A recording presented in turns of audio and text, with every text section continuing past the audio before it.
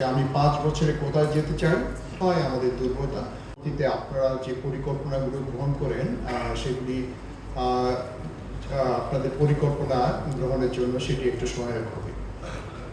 আপনারা যখন এই ফেডারেশনগুলো পুনর্গঠন করা হয়, আপনারা একটি শব্দ লক্ষ্য করেছেন যে পুরোটি ফেডারেশন তারা তাদের দায়িত্ব সঠিকভাবে পালন না করার কারণে এই ফেডারেশন অ্যাডহক কমিটি গঠন করা হবে।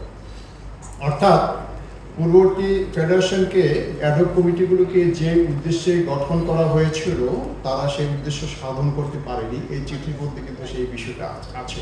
সুতরাং আপনাদেরকে যে টাইমলাইনগুলো দেওয়া আছে within the time frame your election and regular activities, যে বিষয়গুলো আছে সেই বিষয়গুলোর প্রতি আপনাদেরকে অত্যন্ত যত্ন রাখতে হবে।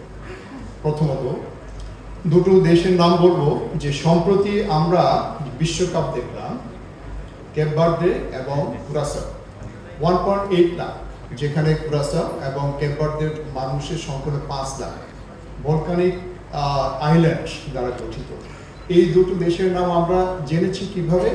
ফুটবলের মাধ্যমে। এর আগে কিন্তু আমরা তাদেরকে যে আমাদের মানচিত্রের মধ্যে ছিল তখনও কিন্তু জানতাম না। তাহলে আমাদের সেই 18 কোটি মানুষের যে আমরা সেখানে যেতে পারবো না কেন, সেটা আমাদের সেই স্ট্র্যাটেজিগুলো আমাদেরকে নিতে হবে যে তাদের কি স্ট্রেংথ ছিল, আমাদের উইকনেস কোথায়, তাদের কি অপরচুনিটি আছে, আমাদের কোনো থ্রেট কি আছে, সেই বিষয়টি আমাদের ফেডারেশনকে অবশ্যই আমাদেরকে নিতে হবে। আমরা যদি এগুতে হয়, আপনারা জানেন যে রাষ্ট্রের একটা ব্রড যে আমাদের লক্ষ্য, সেটাকে আমরা বলি ভিশন, এবং দূর লক্ষ্য যে কোথায় আমরা যেতে চাই, এবং সেটাকে অর্জন করার জন্য আমরা মিশন অথবা স্ট্র্যাটেজিক অবজেক্টিভগুলো নিতে হই। আমাদের প্রত্যেকটি ফেডারেশনকেই এইভাবে আমাদেরকে ভীষণ মানে আমাদেরকে স্থির করতে হবে, এবং সেই ভীষণে যেতে হলে, চন্দ্রে যেতে হলে চন্দ্রাভিযানের জন্য আমাকে কি কি স্ট্র্যাটেজিগুলো নিতে হবে সেই বিষয়গুলো সম্পর্কে আমাদেরকে কিন্তু বর্তমানে এখন থেকে পরিকল্পনা করতে হবে যে আমি 5 বছরে কোথায় যেতে চাই, 10 বছরে কোথায়, 20 বছরে কোথায়। হয়তো আপনি পরবর্তীতে থাকবেন না, কিন্তু আপনার স্ট্র্যাটেজিগুলো আমাদের পরবর্তী প্রজন্ম মনে করবে। আমি আরেকটি বিষয় সেখানে উল্লেখ করব যে আপনারা জানেন বর্তমানে যুব ক্রীড়া মন্ত্রণালয় দুটো বিষয় নিয়ে কাজ করে। ক্রীড়া তো আছে, এর সাথে কিন্তু স্কিল ডেভেলপমেন্ট, সেটা আমাদের আইজিপি মহোদয় বলেছেন, যুবকদেরকে নিয়ে আমরা কাজ করছি। ডেমোগ্রাফিক ডিভিডেন্ড 2035 পর্যন্ত আমাদের থাকবে। এরপরে কিন্তু আমাদের বৃদ্ধের সংখ্যা, এজেড পিপুলের সংখ্যা বেড়ে যাবে। আমাদেরকে এই যে যুবকদেরকে আমরা তাদের জনমিতির সুফল কিভাবে কাজে লাগাবো, ক্রীড়াঙ্গন কিন্তু তার অন্যতম একটা মাধ্যম শক্তি। এবং আপনারা যারা ফেডারেশনের নির্বাচিত অ্যাডহক কমিটিতে আছেন, আপনারা এই যুবকদের জন্য কিন্তু আইডল হতে পারেন। বাহরাইনে এশিয়ান ইয়ুথ গেমস, আর একটি হচ্ছে ইসলামিক সলিডারিটি গেমস, যেটা সৌদি আরবে ছিল।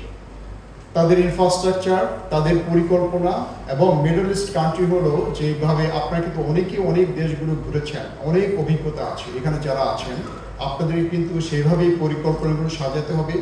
আপনাদের নিজেদের উদ্যোগ, সরকারের সহায়তা, আমাদের পলিসি যে সহায়তা, সবগুলো মিলেই কিন্তু আমরা সমন্বিতভাবে আমাদের ক্রীড়াঙ্গনকে অগ্রসর হতে পারবো। আমরা যদি লাস্ট যেটা আমি বলবো যে গ্লাসগোতে সম্প্রতি যে কমনওয়েলথ গেমস অনুষ্ঠিত হয়েছে, পার্শ্ববর্তী দেশ শ্রীলঙ্কা অনেকগুলো আমি দেখেছি যে পদক তালিকায় আমার অনেকগুলো পদক তারা পেয়েছে।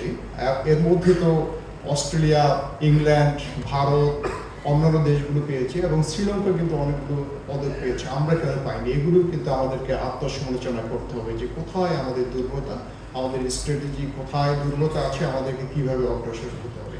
তো আজকে মাননীয় প্রতিমন্ত্রী মহোদয় আপনাদেরকে সাথে যে মত বিনিময় সভায় অনেকের বক্তব্য এসেছে, আমরা we have taken all your discussion notes, and আমাদের যে পরবর্তীতে আমাদের পরিকল্পনাতে সহায়ক হবে। তবে আপনাদের নিজস্ব একটা পরিকল্পনা আছে, অনেকেই তুলে ধরেছেন। আমরা আশা করব সকলের সম্মিলিত প্রচেষ্টা আমাদের ক্রীড়াঙ্গন বিশ্ব মানচিত্রে অনন্য একটা স্থান করে নেব।